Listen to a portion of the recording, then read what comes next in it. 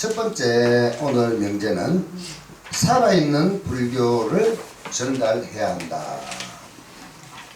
실질적으로 부처님께서 살았던 적이 지금부터 몇 년 전입니까? 지금 금년이 불기 2004년 2564년 예, 2564년. 거기에 부처님이 가신 해부터 계산을 한 거예요. 아시겠죠? 그러니까 그 당시에 휴대폰이 있었을까요?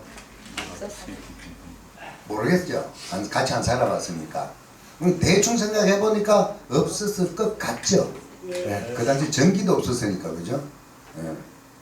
그런데 세월이 그만큼 많이 흘렀잖아.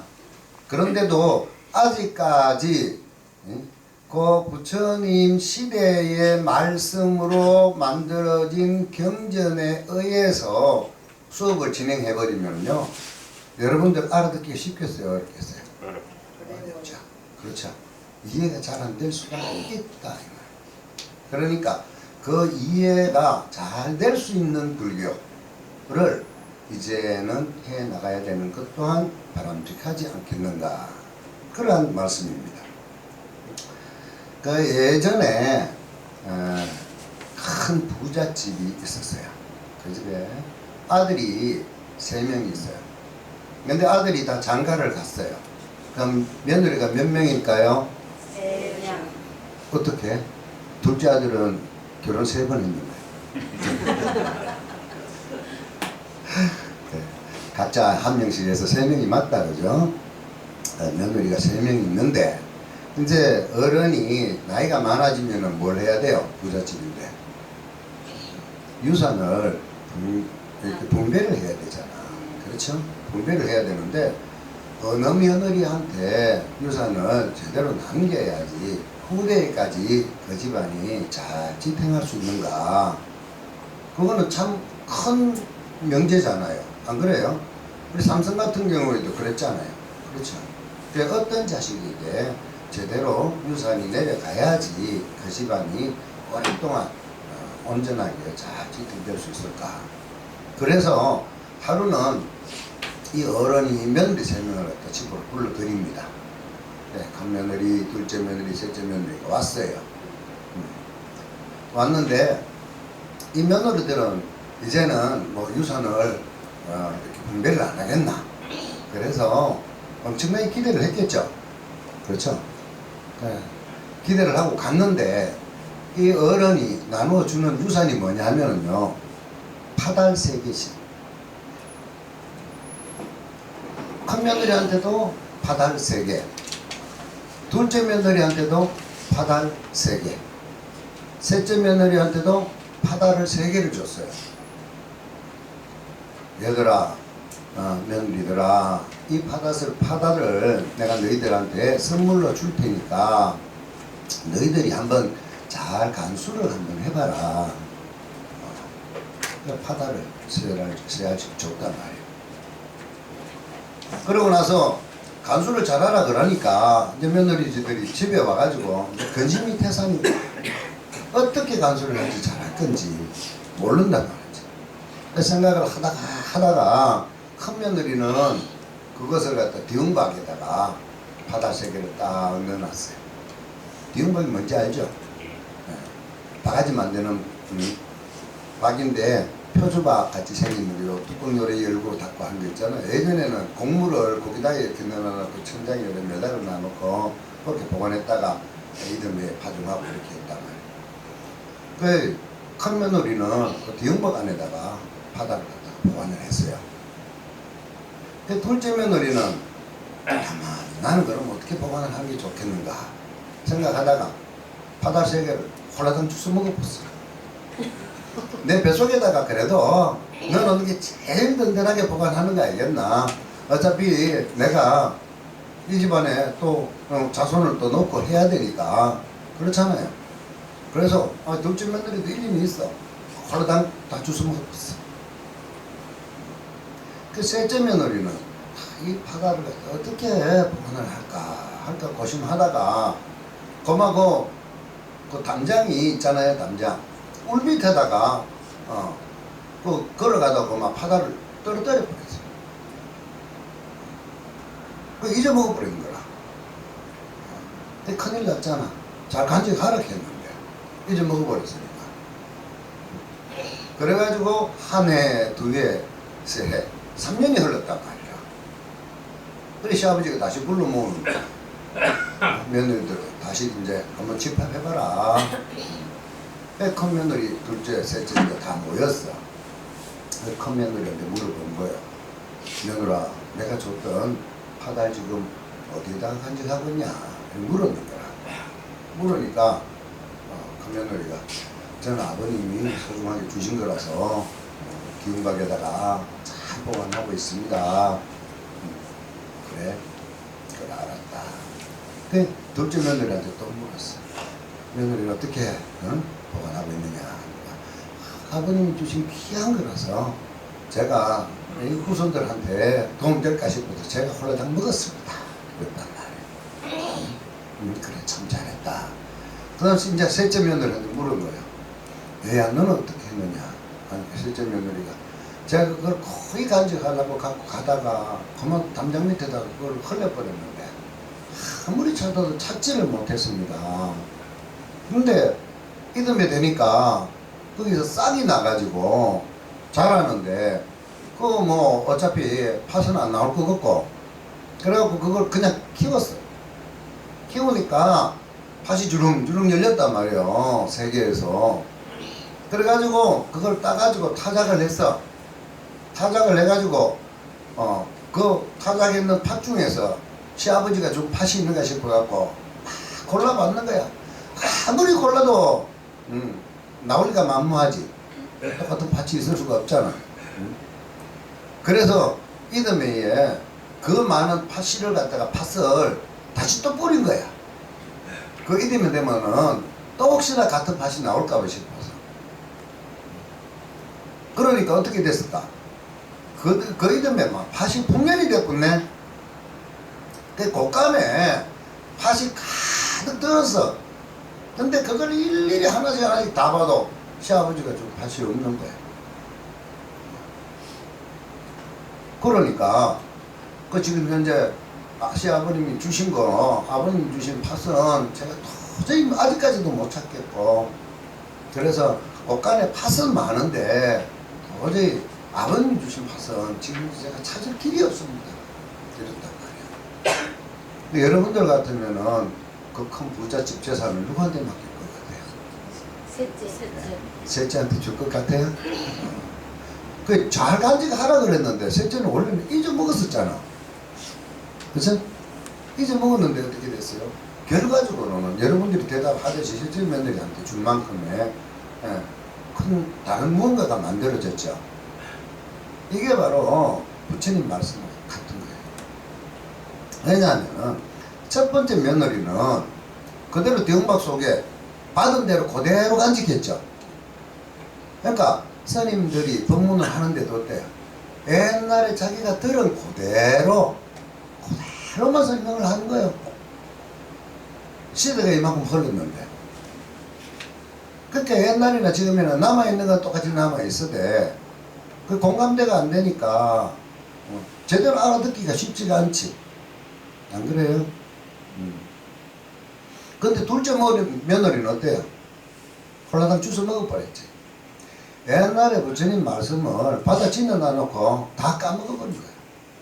그러니까 전달할 수도 없어. 팥이 어떻게 생겼는지 보여줄 수도 없잖아. 먹어버렸으니까. 그렇죠?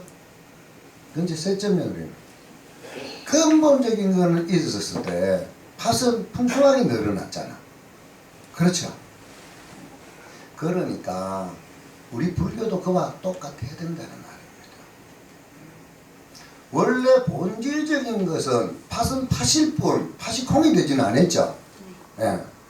팥이는 그냥 그대로 팥이로 남아있어요. 불교락하는 적적대기한 그 명분은 그대로 그 안에 진리 그대로 남아있는데 전달하는 방법은 바뀌어야지. 아시겠습니까? 예. 그러니까 혹자는 이럽니다. 요즘 유튜브에 이제 올려가지고 여러 사람들이 보잖아요. 응? 그러니까 불교를 이야기하는 거는 맞는 것 같은데 좀 재밌게 하려고 너무 가벼운 거 아닌가? 뭐 이렇게 이야기하는 사람들도 있어요, 저한테. 댓글도 그렇게 다는 사람들도 있고 비슷하게. 그런데 틀린 거냐 물으면은 틀린 건 아니라고 해요. 근데 오시는 분들한테 교육을 직접 받는 분들은 어떻게 여기느냐 하면은 재미있게 공부 잘하고 왔다. 때로는 또 어떤 분은 하루에 한 가지씩은 진짜 마음에 담을 만한 게 있더라. 그런 의견들을 저한테 보내주고 있단 말이야. 그래서 이제는 21세기에 맞는 불교를 우리는 알아야 되고 그것을 포교해야 되는 것이다. 자, 과거에 우리가 전자의 수업 시간에 했던 거 한번 볼까요?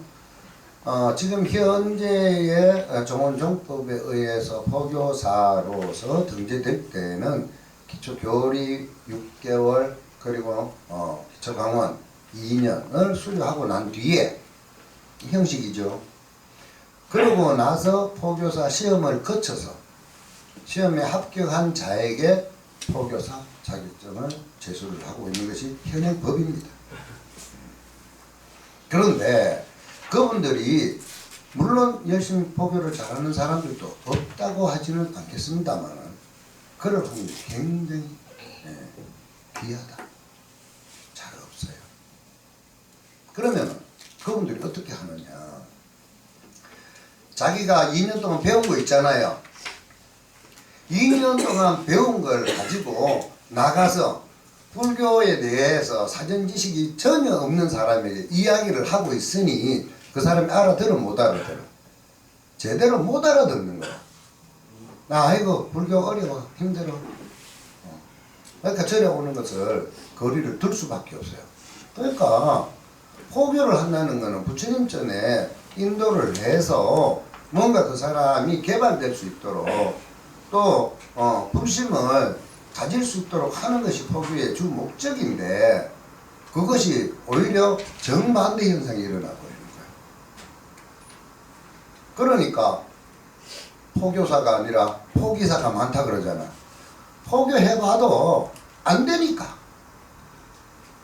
그런데 우리 지금 현재 교육하고 있는 포교사 같은 경우에 제가 어떻게 포교해라 그랬어요.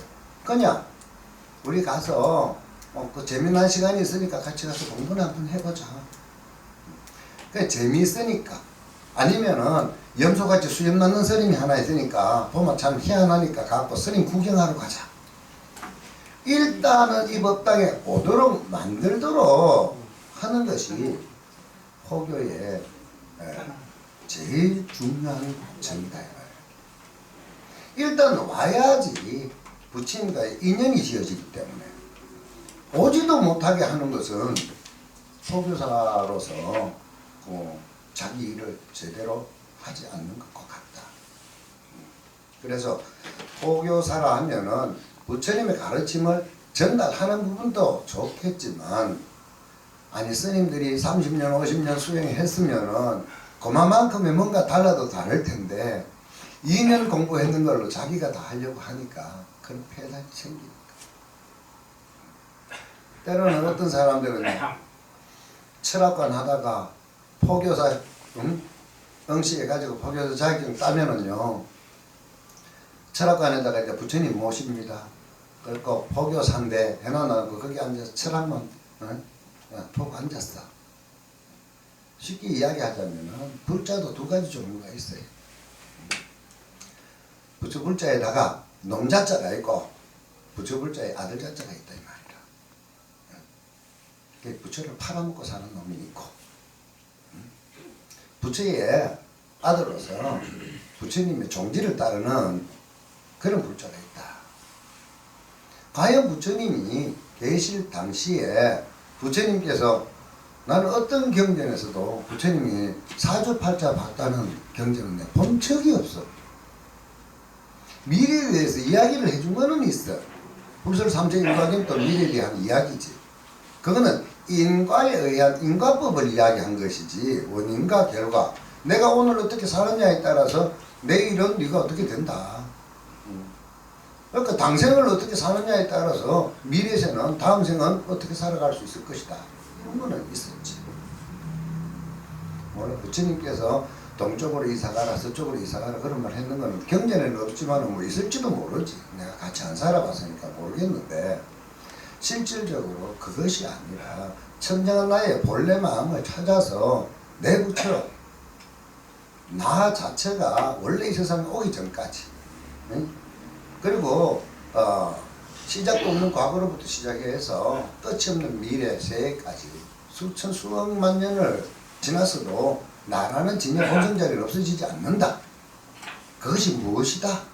그거 한번 찾아볼 거라고 하는 게 쉽게 이야기했던 불교인데 물론 지난 시간에 이야기했던 과거 칠불이 7분의 부처님께서 말씀하셨던 칠불 통계 그것도 자명한 사실이죠. 착하고 좋은 일, 남에게 도움이 될 수 있는 일 그것은 사서 행하라 그랬잖아요. 그리고 나쁜 일, 죄 지을 일은 하지 말라 그랬잖아요. 그것이 불교다 이렇게 과거 부처님들이 다들 말씀하셨단 말이에요.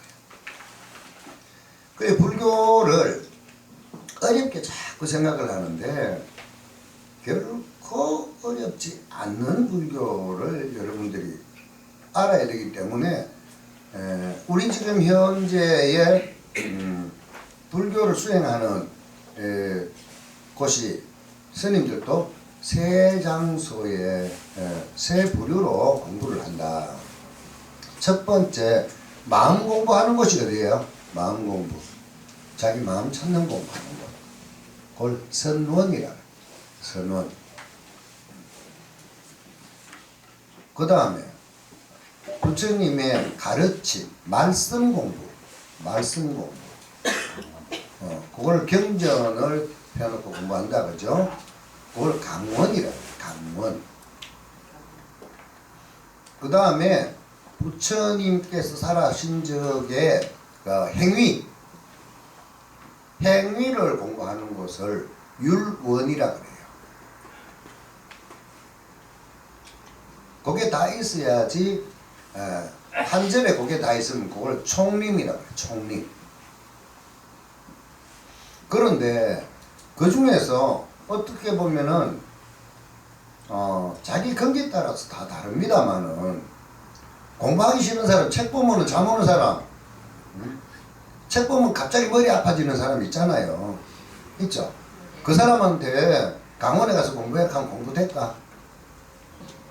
참 힘들 거예요. 엄청난 공문 아니겠어요? 그렇죠? 그런데 주리반특하가 금강경 공부를 했어요. 암경 공부를 했어요. 화엄경을 했어요. 법화경을 했어요. 아무것도 안 했어요. 그런데도 깨달아서 아라한과를 얻었단 말이에요. 주리반특하가. 누군지 알죠? 몰라요? 이렇게 수련해질 수가 있다. 주리반특하는 오로지 수령의 방편은 걸레하고 빗자루였어요. 걸레질만 하고 빗자루질만 했다고. 그래도 아라한과를 얻었어. 그건 결과적으로 마음 공부하는 거예요. 어떻게 보면은 참선을 하면서 화두를 들고 있는 것과 다르지 않다. 화두를 드나 걸레를 드나 빗자루를 드나 똑같이 들고 있는 것이다. 그래서 오히려 그런 사람들은 어디에서 공부하는 게 좋다? 선원에서 공부하는 것이 좋다. 그 다음에 행위 반듯하고 삿된 것을 멀리하고자 하는 사람. 나는 청정하게 살고 싶어요 하는 사람이 있다. 그런 사람들은 유론에 가서 공부하는 게 좋죠. 몇 해 전에 입적을 하셨지만은 청담스님의 따님이 있었어요. 그 따님은 성철 스님 문화에 가서 공부를 열심히 하셨던 묘엄스님. 이 묘자엄자 비구니 스님께서는 얼마나 청정한 수행을 열심히 했는지 한여름에도 묘음 스님이 지나가면은 옆에 사르르해요. 그래서 비구니 유런으로서는 처음으로 금강 유런에 유런장이 생겼거든요. 이제 몇 해 안 되셨어요. 우리나라에 아주 큰 대비구니가 3명 있었다. 그게 그 중에 한 분이에요. 그분하고 같이 활동했던 분 중에서 묘전 스님이라는 분이 있어요. 묘전 스님. 그분은 동화사 가는 길목에 저를 마지막에 이제 입적하실 당시에 계셨는데 건강이 좀 안 좋았었어요. 나도 이제 몇 번 만나고 했었는데 그 묘전 스님 같은 경우에 여러분 혹시 운문사 가보셨어요? 청도 운문사 그러죠? 청도 운문사는 비구니 스님들의 총림이다 이렇게 이야기를 할 수가 있습니다. 그런데 그 청도 운문사를 집대성에서 비구니 스님들이 공부할 수 있는 곳을 만드신 분이 묘전 스님. 그 다음에 청암사 혹시 가보셨나 모르겠어요? 김천에 있는 청암사. 그거 보시던. 거기가 성주하고 김천하고 경계선인데 원래 청암사가 사세가 굉장히 줄어들어 있었어요. 일제시대 때에. 그래서 땅이 조금밖에 없었는데 묘전 스님이 과거에 있을 때 청암사 땅을 거의 다 찾았어요. 그래서 그 일대가 성주군에서 김천 청암사 그 일대 전체가 보면 지금 현재 청암사 땅으로 되어 있습니다. 그렇기 때문에 거기에서 얻어지는 그 농수에서 받는 것만 해도 우리 비구니 스님들 강원에서 생활하는데 불편함이 없을 정도의 부가가치가 창출돼요. 그런 노력을 했던 묘전 스님이라도 계세요. 그 묘전 스님이나 묘음 스님이나 참 당대에 우리 시대에 참 위대한 비구니 스님들이신데 그런 분들은 묘전 스님 같은 경우에는 공부를 강원에서 하셨죠. 그래서 걸 보는 걸 좋아하니까 강원 가야죠. 그 다음에 마음을 밝혀서 아주 큰 대포교를 했던 비구니 스님 한 분 계세요. 그 비구니 스님은 대행스님입니다. 대행스님. 대행스님은 잘 몰라도 여러분들 들어봤을 거예요. 한마음 스님이라고 알아요? 네. 한마음 스님. 그 차리신 분이 대행스님. 진짜 발로 포교를 하면서 자기의 수행을 포교를 하면서 일평생 그렇게 하신 거예요. 그 때문에 지금 아마 우리나라에서 불교 신문이라면은 가장 많은 부수가 나가고 있는 게 현대신문이라고, 현대불교라는 게 있어요. 현대불교신문. 그것도 결국은 한마음 선언의 기인에서 만들어진 신문이었거든요. 근데 대행스님하고는 나도 상당히 많은 교류를 했었고, 대행스님이 드문하에 또 비구니 스님 출가하는 적이 많이 교류를 했었습니다. 그리고 대행스님이 포교하는 거, 또 말씀하시는 거, 참, 요즘은 인터넷이 있으니까 쉽게 접할 수 있잖아요. 유튜브 들어가서 대행스님 좀 많이 나온단 말이에요. 그러니까, 우리, 자꾸 비구니 스님들 이야기만 하니까 그런데 이상하게 내 주변에 좀 그런 게 좀 많아. 비구니 스님들이 참 많아. 그래서 내가 전생에 아마 비구니였던 모양인데, 그래서 우리가 이렇게 공부를 하는 것 자체도 이제는 이 시대에 맞는 불교를 해서 그렇게 하면 그러면 여러분들에게 어떠한 이익이 돌아오느냐 그것도 알아야 될 거 아니야. 내한테 아무 득도 안 되면 여러분들 여기 와서 앉아서 오랜 시간 앉아서 추운데 할 이유 없잖아요. 첫 번째 공부를 제대로 해 나가면은 가정이 행복해집니다. 네. 부처님의 말씀 속에서 지혜를 찾아갈 수 있고 진리를 내 가정으로 가져갈 수 있기 때문에 네, 그렇습니다. 그러면 한 가정 한 가정들이 행복해지기 시작하면요 온 세상이 행복해집니다. 그런데 그냥 내가 여기서 수업을 받겠다 그냥 공부만 하겠다 이러면은 큰 도움 안 됩니다. 배운 것을 가정에서 실천을 해야지만이 도움이 됩니다. 삶 속에 살아있지 않는 불교는 어디에도 도움될 일이 없습니다. 특히 제일 독약 같은 게 있습니다. 입술에만 불교하는 사람, 입술에만. 말로만 불교하고요. 하는 행동은 엉망으로 하고요. 그러면 주변 사람들이 뭐라 그래요? 아이고, 니 하는 꼴 보니까 불교 그거 해갖고는 우리 집구석 망하겠다.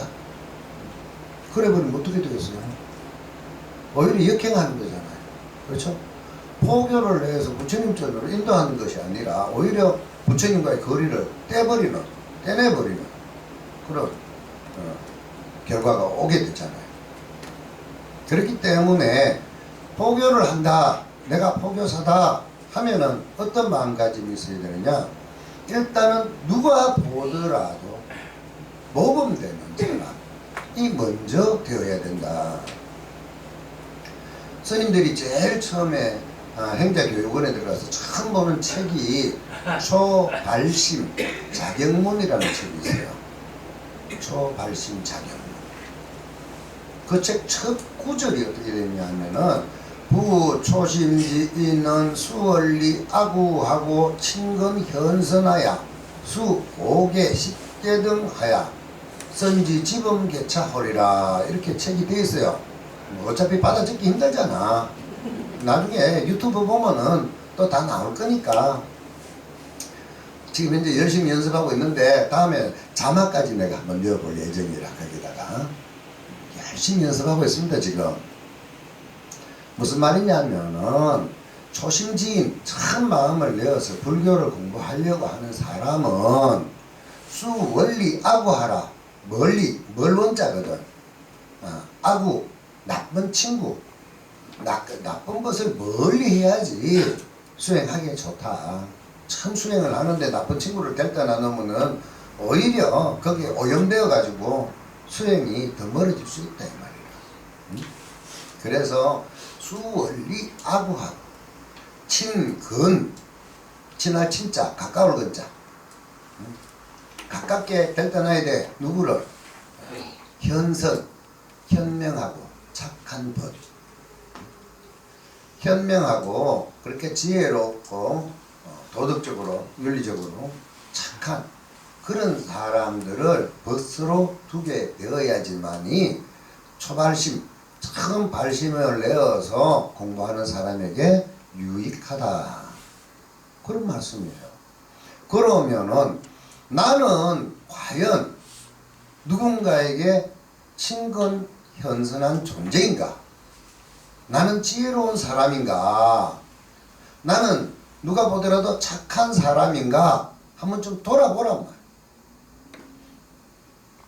만약에 누군가에게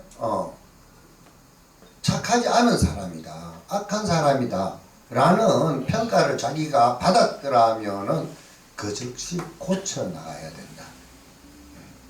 어떤 사람으로? 지혜롭고 착한 현명한 사람으로 자기 스스로를 바꾸어 나가야 된다.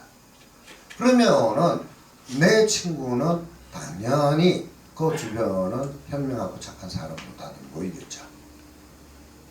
이 불교를 하게 되면은 이제 그렇게 본인이 순화가 되고 그렇게 되면 가족이 지혜롭게 대처를 하니까 또 순화가 되고 화합이 되고 웃음이 끊이지 않는 행복한 가정이 된다. 그러면은 또 나는 행복하지만 내 주위에 행복하지 않는 가정이 있다. 그럼 포교하는 거예요. 포교를 한다는 것은 그 가정이 행복하게끔 만들어주는 겁니다. 그러니까 내 가정도 행복하고 내 주변에 있는 모든 가정들이 다 행복해진다면은 한 지역이 행복해지잖아요. 그럼 그 지역들이 모이면은 한 국가가 행복해지는 거예요. 그것이 전 세계 지구 땅에 다 펼쳐졌을 때는 온 세계가 행복한 세계가 되는 거예요. 그러니까 아니 여러분들 행복하기 싫어요? 내가 행복하고 싶잖아. 누구 다. 그쵸? 행복하고 싶어. 그러면 남의 행복 또한 남들도 다 행복해지고 싶을 거라는 걸 먼저 알아야 돼. 그렇기 때문에 보시라는 것이 우리 육바람이 제일 앞에 나오죠. 그 보시를 가장 많이 행했던 우리 불교계의 한 분이 지장보살입니다. 지장보살. 그렇기 때문에 지옥 중생까지도 구제할 수가 있는 거예요. 능력이. 지장보살님은 어디까지 어떻게 보시를 했느냐 하면은 어떤 아주 고관 대작이 있었어요. 그 고관 대작에게는 무남동녀 외동딸 하나만 있었거든요. 그런데 아버지가 별난에 의해서 죽어버렸어. 그러니까 재산은 많은데 이제 무남동녀 어린 외딸 하나만 남았단 말이야. 얼마나 외로웠겠어, 그죠? 하지만 이 딸의 성품은 남이 헐벗고 굶주린 걸 보지를 못해. 그러다 보니까 아낌없이 베풀었단 말이야. 그 많은 재산 전부 다 이렇게 저렇게 나눠줘 버리고 다 나눠주고 나서 이제는 집도 적도 없이 이제 몸뚱아리 한 개만 남았어. 그래갖고 산길을 가고 있는데 어떤 애가 말이지 추워서 오돌오돌 떨고 있는데 옷을 하나도 못 입고 있는 거야. 그 상황에서 옷을 하나 벗어줬어. 속옷만 입고 이제 또 가고 있는데 또 보니까 할머니 한 분이 속옷조차도 없이 그 남루한 모습으로 앉아갖고 있는 거야. 그러니까 올라다 그냥 속옷까지 다 벗어서 줘버렸어. 그러고 나니까 17세에 참 이쁜 처자가 말이라 가죽으로 입었잖아. 안 그래? 홀단 거잖아. 완전히 나체가 됐어. 그러니까 길거리 걸어 다니려니까 부끄러워 안 부끄러워? 부끄럽지. 그래서 이 자기 몸을 숨긴 데가 어디냐 하면은 묘를 이장하고 나면 어떻게 구덩이가 있어요 없어요? 구덩이 있죠. 그 구덩이 안에 그러니까 한참 길을 가고 있는데 저 건너편에서 사람들이 오는 소리가 들린단 말이야. 그래서 자기 몸을 그 구덩이에다 이렇게 숨긴 거예요. 그래서 이름이 지장이 된 거예요. 땅지자 감출장자. 땅 속에 감춘 분이다. 그러니까 그 모습을 보고 부처님께서 저렇게 선행을 갖다 하는 분이 계시는구나. 부처님이 찬탄을 합니다. 그러고 나서 명호를 지장이라고 붙여준다 이 말이라. 과연 여러분들이 그런 마음 낼 수 있을까? 그런 마음으로 포교한다면 포교 안 될 일이 있겠나? 또 전부 다 또 홀딱 벗고 맨홀에 들어가 있지 말아요. 이 이야기 듣고. 그런다고 그럼 지장보살 되는 거 아니에요. 혹시 맨홀에 들어갈 일 있으면 나한테 전화하고 들어가요. 내가 가가 구경 좀 하게. 우리 식구들은 다들 이뻐갖고 뭐 눈 베릴 일은 없지 싶다.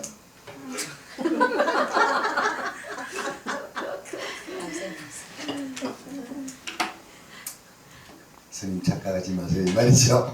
무슨 소리가 뒷일이 조금 감정이 될란가 모르겠다마는 그래서 불교라 하는 게 가만히 그 한마디 한마디 한 단어 속에 그냥 아주 이렇게 상세하게 우리가 쉽게 알아들을 수 있는 그 땅지자 감출장자 그러면서 지장보살만 이야기하면 모르잖아요. 여러분들이 왜 지장보살인지 모른단 말이라. 그렇죠?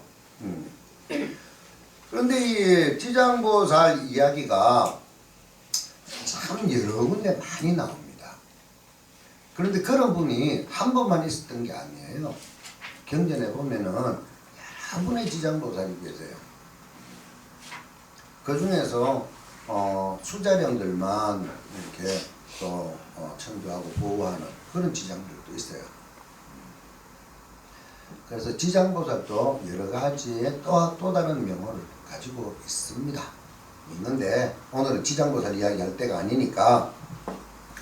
그래서 부잣집 생며느리 이야기에 대해서는 왜 그게 적어놨는지 아시겠죠? 그러니까 여러분들이 오늘 여기에서 교육을 받더라도 포교를 하러 나갔을 때는 그 사람이 거기에 맞게 해야 돼요. 그 사람이 아주 경영 공부를 열심히 했고 불교에 대해서 많이 아는 선지식이라고 생각을 합시다. 그럼 그분을 이 자리에 모셔가지고 우리 같이 공부합시다 하는데 본인은 아직까지 반야신경의 반야가 뭔지도 몰라요. 그럼 그거 갖고 아는 척 해가 되겠습니까? 안 되죠. 그렇죠. 그럴 때는 이런 방법도 좋아요. 내가 요새 불교 공부를 하러 다니는데 도대체 이게 맞는 건지 안 맞는 건지 모르겠다. 네 불교에 대해서 좀 많이 알잖아. 그러면은 나하고 같이 가가지고 네가 평가를 좀 해주라. 그러면은 친구를 위해서 평가해 주려고 오는 거야. 평가해 주려고. 그렇지만 온과 동시에 어떻게 돼요? 인연이 되잖아요.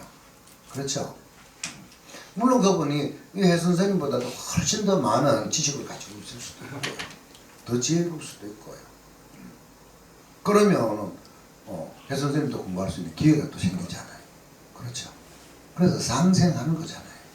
그러니까 상대가 어떤 존재냐에 따라서 어떤 사람은 노래하는 걸 굉장히 좋아해요.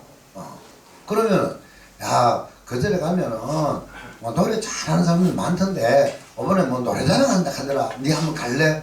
그럼 노래자랑 하러 왔다가도 인연이 될 수 있다 이 말이에요.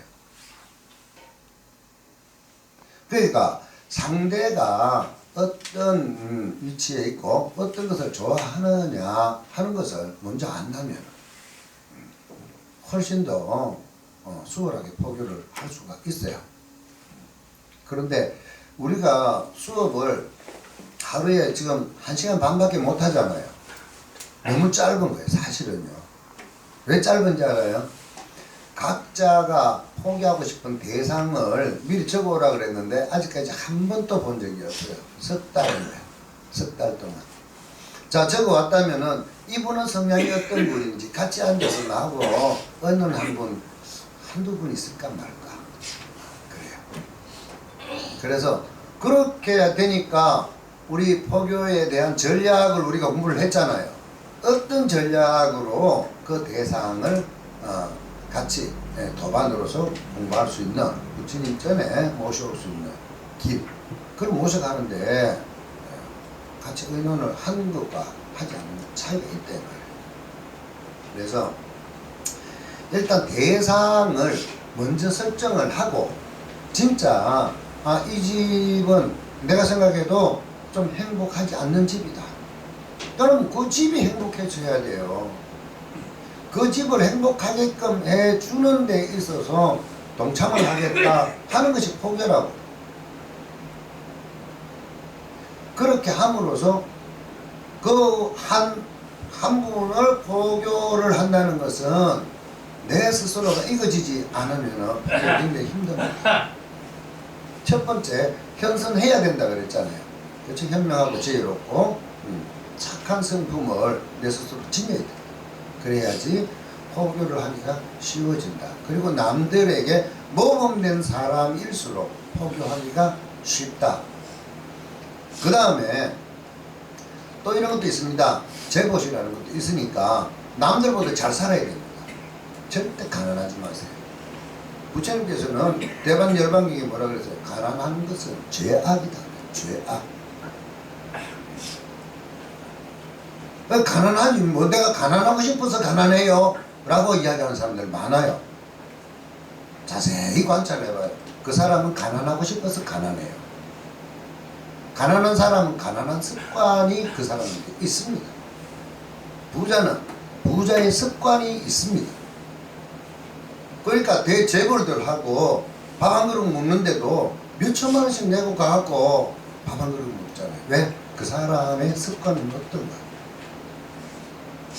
심지어 그 재벌 뒤를 따라다니면서 그 사람이 사용하는 단어는 어떤 단어를 사용하고 그 말투는 어떻게 하고 행동은 어떻게 하고 심지어 걸음걸이까지 흉내내는 사람 있거든요. 있었거든. 지금 현재도 있어요. 그런데 그 사람은요 반드시 나아지는 삶을 살아갑니다. 왜? 부자의 습관을 길들였기 때문에.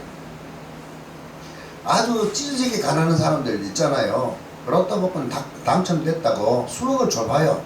제대로 쓸 줄도 몰라요. 어떻게 써야 될지도 몰라요.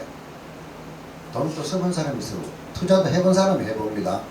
그런데 투자에 대한 개념도 없이 누가 해가지고 주식을 내가 대박이 났다, 무슨 코인을 내가 대박을 낸다, 그거 따라갔다가 구속 많은 사람들이 많습니다. 안 그래요? 그러니까 그렇게 하는 것은 현명한 처사가 되지를 못한다. 그래서 절에 오게 되면은 부처님의 말씀 안에 또 진리를 찾고 스님이 가지고 있는 식견을 자기 걸로 만드는 방편도 될 수 있습니다.